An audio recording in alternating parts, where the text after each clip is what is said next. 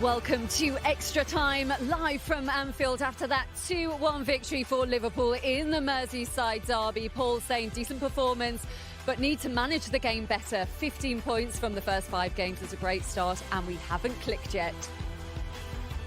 Michael says, much better side after half-time. That tells me this Everton side will go places this season. Hopefully at some point in my adult life, we'll be able to figure out the Anfield Derby, though.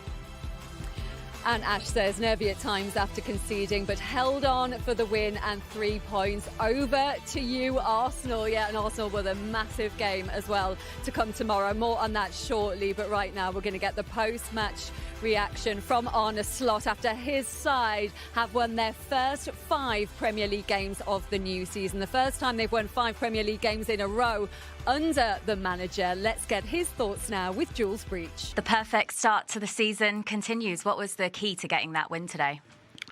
The first half performance. We always knew how difficult it was going to be.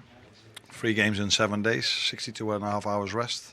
Early kickoff on Saturday, which I don't mind to have an early kickoff, but I don't like it if we play on Wednesday evening. And then you can also see how much impact this has, because if you look at it, the first half when we were fresh, unbelievable the way we've played. And second half, okay, we have to give credits to Everton as well. They did things maybe a little bit better, but you could see we were a little bit running out of intensity, but the mentality was still outstanding the second half, because we hardly gave away anything at all after they scored the 2-1. 2 excellent goals from your side today as well. I know we're only 6 games into the season, but is Ryan Gravenberch already better than last year? Now, if I say better, that means that there was room for improvement last year, and he was already so good last year. Now, what he added today to maybe towards last season is that he scores a goal. I'm not too sure if maybe he scored one, maybe not one last season. So both similar goals. Both times we targeted the same area, where we had players with higher pace to come into those situations. And the first one was a great finish, wasn't an easy one. And the second one, same area, and Hugo scored. His first goal in the Merseyside Derby, of course, having just joined Liverpool this summer. Is he giving you a good headache for the next game? No, there's no headache at all, because I even think these 2 players are very happy that we have them both. Because maybe for the long term they would feel like, what does this mean for my playing time? But both of them know that it's impossible. I'm not saying impossible, but it's very hard for them to play 3 times 90. Hugo's 21, 22, comes from a different league to a new intensity league, playing 3 games in 7 days. You can see the ones that are used to that, Ryan, Dominic Szoboszlai, Virgil, Ibu, Mo, they are used to that. But the new ones, for them it's harder. So, I would say we only have 2. Some other teams where we are in competition with, they have more than 1 striker as well. Perhaps at the moment, while Alexander Isak isn't up to full fitness, the decision may be a bit more balanced. But when he is ready to play more minutes, more games, how will you decide between them both? That's what I just meant, that Alex is far from ready to play 90, let alone 2 times a week or 3 times a week. But we are trying to bring him there as long as he stays fit, because that's the difficult balance we have to find. And it's nice to have to, this is a question, you can ask me this question about every position, and you can go to every manager in the league and asking him about that he has 2 strikers, 2 7s, 2 11s. That's why everybody loves this league, because there are so many great players. And yes, we have 2 very good number 9s as well, like many other teams in this league. No need for a late winner today, but of course Everton did get back into the game after you were 2-0 up. Is there any concern about letting leads slip away in matches? No, every time, the few times it happens, it's every time a different story. So the first time it was that we missed Ryan, so we got counter-attacked twice. The second time we conceded 2 set pieces against Newcastle. This week against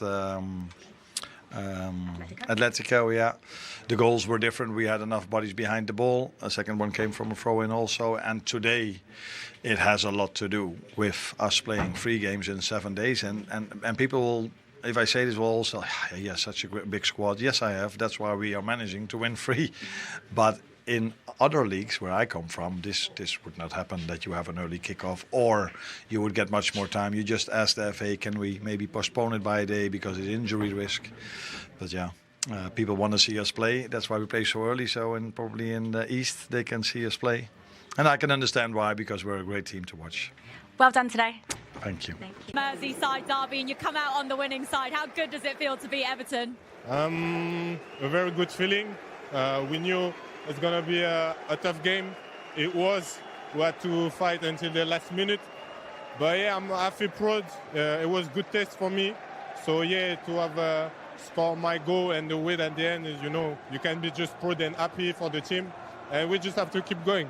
The fans already love you here, but scoring in the derby will make them love you even more. What was the key to scoring your goal? I mean, we made good movement. I see Ryan. I had space behind, and I just took it, and I make the difference. I'm a bit lucky because the ball go under the legs, but yeah, it's good. You started today ahead of Alexander Isak, but can that competition for your place in this team make you perform even better? I mean, it's a very, very good player. I always watch him before I came here. So for me, him being here, it's really good. I can learn and improve myself. And, it's just competition. But I know we're going to play together. We're going to make a difference. And, I hope one day we're going to share the pitch. But nice for you to score today and give the manager a bit of a headache before the next game, I imagine. Nice for you to score today and give the manager a bit of a headache on who starts the next game. Yeah, no, it's good. It's coach problem. Me, I just do my job. So, yeah, it's really good.